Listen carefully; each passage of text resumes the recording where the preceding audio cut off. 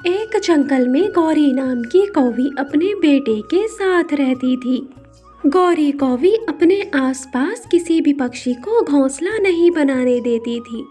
वो अकेले रहना चाहती थी। एक दिन मिट्ठू तोता उसके बगल वाले पेड़ पर घोंसला बनाने के लिए आता है और वो तिनके इकट्ठा करता है। तभी गौरी उसके पास आ जाती है और उससे कहती है, अरे मोटी चोंच वाले तोते, तुम्हारी हिम्मत कैसे हुई इस पेड़ पर घोंसला बनाने की तैयारी करने के लिए? तुम इस पेड़ पर घोंसला नहीं बनाओगे।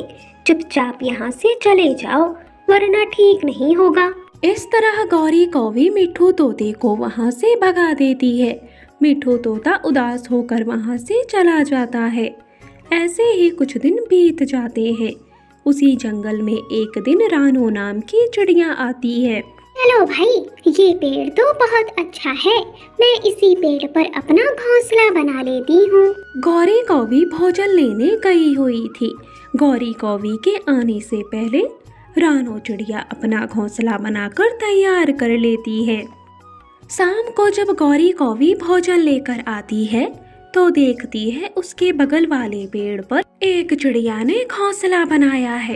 ये देखकर गौरी कौवी को बहुत ही तेज गुस्सा आता है और वो रानो चिड़िया के पास जाती है। अरे चिड़िया, तुम्हारी हिम्मत कैसी हुई इस पेड़ पर घोंसला बनाने की? किससे पूछकर तुमने ये घोंसला बनाया इस पेड़ पर? चुपचाप से यहाँ से चले जाओ। मैं अपने आसपास किसी भी पक्षी को घोंसला नहीं बनाने देती हूँ। मैं अपने आसपास किसी को रहने भी नहीं दूंगी। तुम भी नहीं रह सकती हो। चली जाओ यहाँ से, वरना ठीक नहीं होगा। अरे कौवी बहन, कृपया मुझे आज की रात यहाँ पर रह लेने दो। मैं कल सुबह होते ही यहाँ से चली जाऊंगी। फिर गौरी कौवी वहाँ से चली जाती है। जग्गू बेटा, आसपास यहाँ भोजन खत्म हो गया है। कल मुझे भोजन लेने दूर जाना होगा। मम्मा, आप मुझे अकेले छोड़कर कैसे जाओगी? अगर आप मुझे अकेले छोड़कर चली गई तो कहीं मुझे कोई चील ना खा जाए। ये बात सुनकर गौरी कौवी तो सोच में पड़ जाती है। अगली सुबह हो जाती है। गौरी कौवी को भोजन लेने जाना था, पर वो अपने बच्चे को अकेला छोड़कर नहीं जा सकती थी। इसीलिए गौरी कौवी रानो चिड़िया के पास जाकर कहती है, चिड़िया, मैं भोजन लेने जा रही हूँ। क्या तुम मेरे बेटे जग्गू का तब तक ख्याल रख सकती हो? मैं जल्द ही आ जाऊंगी। ठीक है गौरी बहन, कोई बात नहीं, मैं आपके बेटे का ख्याल रख लूंगी। फिर गौरी कौवी भोजन लेने के लिए चली जाती है। रानो चिड़िया जग्गू को देखभाल करने लगती है। तभी वहाँ से एक चील गुजरती है और रानो चिड़िया घबरा जाती है। वो घबराकर जग्गू से कहती है, जग्गू बेटा, वो देखो चील आ रही है। तुम मेरे पंखों में छुप जाओ और शोर बिल्कुल भी मत करना। चुपचाप से ही रहना। चील को देखकर जग्गू घबरा जाता है और चिड़िया के पंखों में छुप जाता है। अरे ये क्या, इस जंगल में तो कोई भी पक्षी नजर नहीं आ रहा है कि जिसका मैं शिकार करूं। चलो चलकर मैं दूसरे जंगल में देखता हूँ। इस तरह चील वहाँ से चला जाता है। थोड़ी देर बाद गौरी कौवी भी आ जाती है। अपने बेटे जग्गू को घबराया हुआ देखकर उससे पूछती है, अरे जग्गू बेटा, क्या हुआ? तुम इतने घबराए हुए क्यों हो? मम्मा चील आई थी। वो तो अच्छा हुआ कि रानू आंटी ने मुझे बचा लिया, वरना चील तो आज मुझे खा ही जाती। चिड़िया, तुम्हारा बहुत बहुत धन्यवाद कि तुमने मेरे बेटे की जान बचाई है। तुम कहीं नहीं जाओगी, तुम यहीं पर रहो। रानू चिड़िया, तुम मेरे बेटे की देखभाल करना। मैं तुम्हारे लिए भोजन लेती आऊंगी। अरे नहीं कौवी बहन, कोई बात नहीं, अब हम साथ साथ रहेंगे। मैं भी आपके लिए भोजन लेकर आऊंगी। आपको भी चिंता करने की कोई जरूरत नहीं है। एक दिन रानो चिड़िया भोजन लेने के लिए जाती है। तभी उसकी नज़र भुट्टे के खेत में पड़ती है और वो वहाँ से भुट्टे लाती है। गौरी बहन, मैंने थोड़ी दूरी पर भुट्टे की खेती देखी है, क्यों ना वहीं पास में हम भुट्टो के पत्तों से अपना घर बना ले। फिर रानो चिड़िया भुट्टो के पत्तों से अपना घर बना लेती है। उसमें गौरी और उसका बेटा जग्गू भी रहते हैं। चिड़िया, तुम्हारा बहुत बहुत धन्यवाद कि तुमने हमारी इतनी मदद की। इस तरह चिड़िया और गौरी खुशी खुशी से उस पत्ते के घर में रहने लगते हैं। रानो चिड़िया अपने घोंसले में बैठकर दाना खा रही थी। तभी उसके पास कालू कौवा आता है। बोलो कालू कौवे, आज मेरे घोंसले में कैसे आना हुआ? चिड़िया, तुमसे एक जरूरी बात करनी है। उसमें तुम्हारा भी फायदा है और मेरा भी फायदा है। देखो, हम हर समय तिनकों के घोंसले में रहते हैं, चाहे सर्दी हो चाहे गर्मी हो, चाहे कड़ाके की धूप हो। हम इतनी सारी परेशानियों को सहते हैं, तो क्यों ना हम दोनों मिलकर पक्का घर बना ले। तुम ठहरी छोटी चिड़िया और मैं शक्तिशाली कौवा। मैं बड़े से बड़ा वजन उठा सकता हूँ, तुम नहीं उठा सकती हो। इसीलिए चलो हम दोनों मिलकर एक पक्का घर बना लेते हैं, फिर हमें कोई परेशानी भी नहीं होगी। अरे हाँ कालू कौवे, तुम्हारा आइडिया तो बहुत अच्छा है। सर्दियाँ भी आने वाली हैं, चलो हम तैयारियाँ करते हैं। फिर वो दोनों घने जंगल में लकड़ियों की तलाश में चले जाते हैं। चिड़िया, देखो, उस पेड़ की लकड़ियाँ मजबूत लगती हैं। तुम लकड़ियाँ काटो और मैं उन कटी हुई लकड़ियों को ले लेकर जाता हूँ।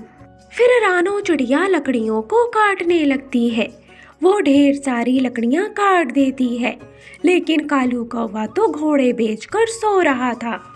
अरे कालू भैया, आप कहाँ चले गए? देखो तो मैंने ढेर सारी लकड़ियाँ काट दी। अरे चिड़िया, माफ करना, वो थोड़ी मेरी आंख लग गई थी। तुम चिंता मत करो, अभी मैं इन लकड़ियों को जंगल पहुंचा कर आता हूँ। कोई बात नहीं कालू कौवे, मैं भी आपके साथ चलती हूँ। आखिर मैं यहाँ पर क्या करूँगी? फिर कालू और रानो चिड़िया लकड़ियों को ले जाने लगते हैं। कालू कौवे ने थोड़ी सी लकड़ियाँ ली थी और रानो चिड़िया को ढेर सारी लकड़ियाँ दे दी थी। रानो चिड़िया किसी तरह लकड़ियाँ लेकर अपने जंगल पहुँचती है। फिर वो दोनों अपने घर बनाने का काम शुरू कर देते हैं। ऐसे ही कुछ दिन बीत जाते हैं। कालू भैया, हमारा घर तो पूरा तैयार हो ही चुका है, बस छत लगाना बाकी है। अरे हाँ हाँ चिड़िया, हमें चलो नरम नरम घास लानी होगी, जो कि पहाड़ों पर मिलेगी। चलो अब ज्यादा देरी ना करो, रात को ठंडी हवाएं चलती हैं, हमें अपना छत लगाना होगा।